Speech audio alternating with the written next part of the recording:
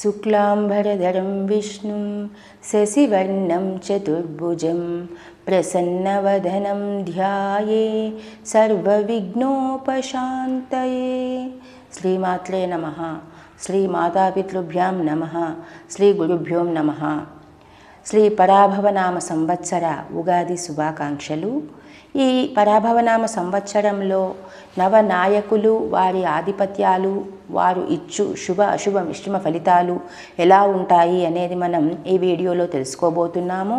ముందుగా ఈ సంవత్సరం యొక్క అధిపతులు, నాయకులు ఎవరు అంటే, ఈ సంవత్సరానికి రాజు, అలాగే వీర రసాధిపతి అయినటువంటి గురుడు, మంత్రి కుజుడు, సైన్యాధిపతి, ఆర్ఘాధిపతి, మేఘాధిపతి చంద్రుడు, అదేవిధంగా సస్యాధిపతి శుక్రుడు, ధాన్యాధిపతి బుధుడు, రసాధిపతి సూర్యుడు.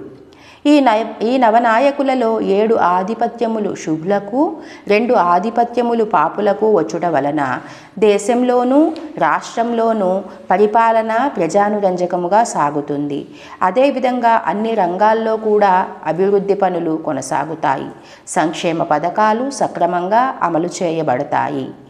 దేశమంతటా కూడా సోలార్ పవర్ ప్రాజెక్టులు ఎక్కువగా నెలకొల్పబడతాయి. ఐటీ రంగం బాగుంటుంది.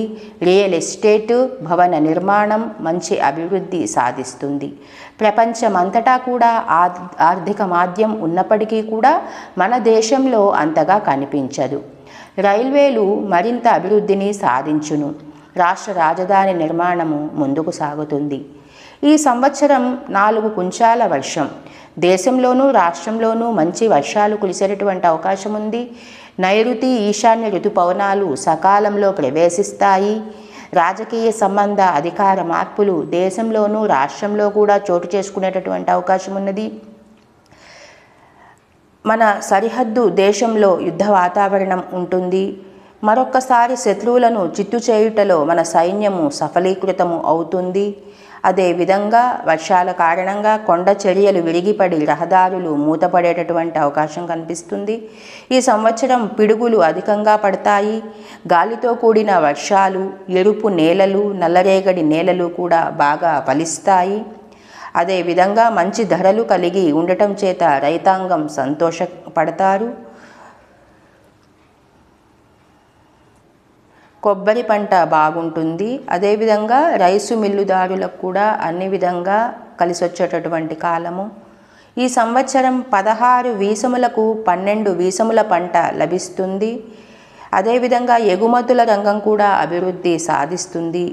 ఈ సంవత్సరం కూడా మహానగరాలు కొంత నీటి మునిగేటటువంటి అవకాశం కనిపిస్తుంది. అలాగే పశుపాలకులు మొదలైనటువంటి వారికి అభివృద్ధి చాలా బాగుంటుందని చెప్పవచ్చును. ధరలు విపరీతంగా పెరిగిపోతాయి. ఈ సంవత్సరం వేసవి కాలంలో ఉష్ణోగ్రతలు అధిక స్థాయిలో ఉండేటటువంటి అవకాశం ఉంది. ఉత్తరాది రాష్ట్రముల్లో అధిక ఉష్ణోగ్రతలు నమోదవుతాయి. చైత్రమాసంలో తొలకరి వానలు ప్రారంభమవుతాయి. సకాలంలో వర్షాలు కురుస్తాయి.